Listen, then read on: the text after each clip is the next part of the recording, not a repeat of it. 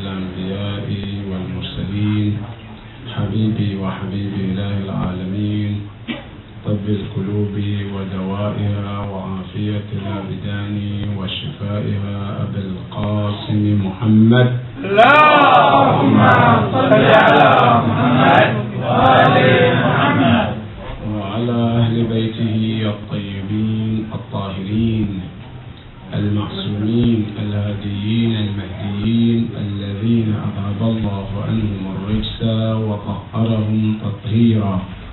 اللهم صل على محمد وآل محمد. My dear brothers and sisters, Assalamu alaikum wa rahmatullahi ta'ala wa barakatuh. Before we proceed to tonight's lecture, I would like to offer my congratulations to my dear brothers and sisters in regards to the Eid Nowruz. Eid Nowruz, some of us are not aware about this. I'd like to take a minute or so to explain what this is about. Eid Nowruz is known as Kalima Murakkaba, meaning it's formed of two words. One is no and the other is Ruz. No in Farsi it means new. Ruz means a day. If you put these two words together, Nowruz means a new day. That is the literal meaning of this word. But when you come to the meaning of these words, to those who celebrate it, it's about a new beginning of new life, of nature. When the nature comes back to life, that is where they celebrate these, because it's a new life to the nature. That is, to some of us. And this Eid is celebrated in most parts of the world, not just in Iran. Also, when you go to places such as Tajikistan, Uzbekistan, Afghanistan, Turkey, Iraq, and other parts of the world, they celebrate this Eid, and not only they celebrate it, it's one of the most important Eid to a lot of people. But what is amazing here is that some of us, we think this Eid has to do with just Iran or Afghanistan. But it's even more than that, brothers and sisters. When you go to Mafatih al-Jinan that we have, written by Abbas al-Qummi, rahmatullahi ta'ala alayh, go to page 533. You will see that Sheikh Abbas al-Qummi has specified one page for A'mal of that day, which is the day of Nowruz. That day, and the A'mal that is performed on that day is the ahadith that he quoted from our Imams alayhim afdalus salatu wassalam. You go to Bihar al-Anwar, written by Allam al-Majlisi. There are also a lot of ahadith that he quoted from our Imams in regards to that day and the importance of Eid Nowruz.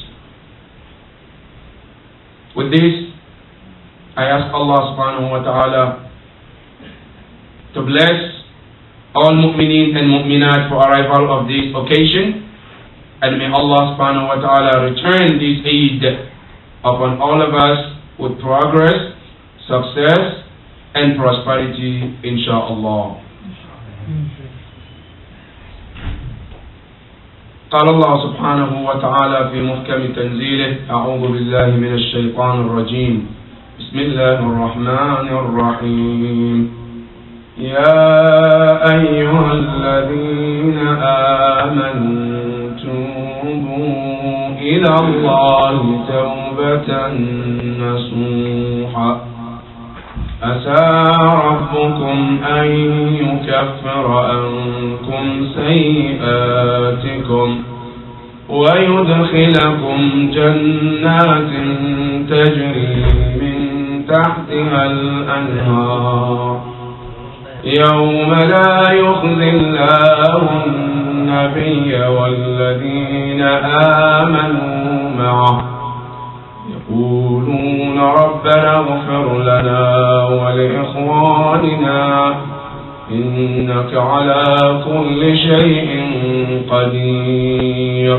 صلوات على محمد وعلى محمد. اللهم صل على محمد وعلى محمد. This ayah is mentioned in Surah Al-Tahrim, ayah number 8.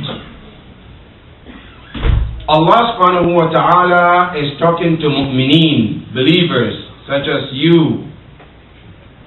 But before I proceed to this ayah, Quran divides people into 3 groups. Group A are the people who take everything granted. They sin, they steal, they do any kind of bad deeds.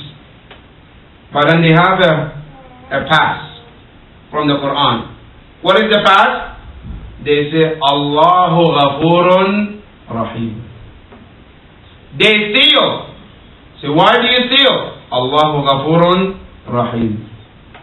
They lie. Why do you lie? Allahu Ghafurun Rahim. They cheat. Why do you cheat? Allahu Ghafurun Rahim.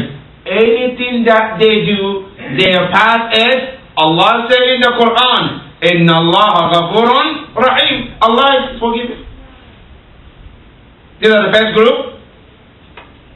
Group B are the opposite group. When they sin, they are always hopeless from the mercy of Allah subhanahu wa ta'ala. When they make a mistake, when they sin, they lie, they cheat, they do something wrong, they always feel bad and they think Allah subhanahu wa ta'ala is not going to forgive them. Like a young man who came to the Prophet sallallahu alayhi wa sallam. One day the Prophet was sitting. This young man came, ran into the Prophet, and he came and fell at the feet of the Prophet. And he started crying. Rasulullah asked him, Ya Abdullah, what is the problem? He said, Ya Rasulullah, I have committed a sin. And that sin, I am sure Allah will not forgive me. The Prophet sallallahu alayhi wa sallam said, Insha'Allah, Allah will forgive you. So, Ya Rasulullah, no. He kept crying and crying to the point where the Prophet said, Ya Abdullah, adhanbuka a'adham am as-samawati wal ard. Is your sin is bigger than the heavens and the earth?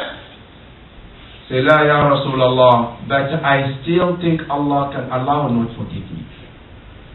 He continued, the Prophet said, Ya Abdullah, adhanbuka a'adhamu min jabal. Is your sin bigger than the mountain? Say, La Ya Rasulullah, but I'm sure my sin will not be forgiven, Ya Rasulullah. He continued to think that no matter what he does, Allah subhanahu wa ta'ala will not forgive him. Is that a group B? In Islam, group A is not right. That anything that I do, I think that Allah subhanahu wa ta'ala has given me a path, so I can do anything that I want. That is not right. No, to be hopeless from the mercy of Allah is not right either. Now, which one is the right?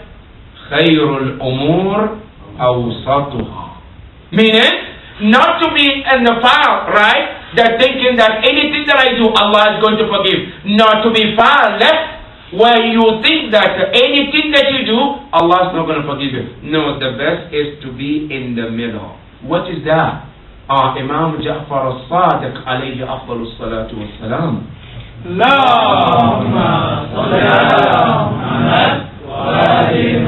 Explain that the best part is this, is to be in the middle. What is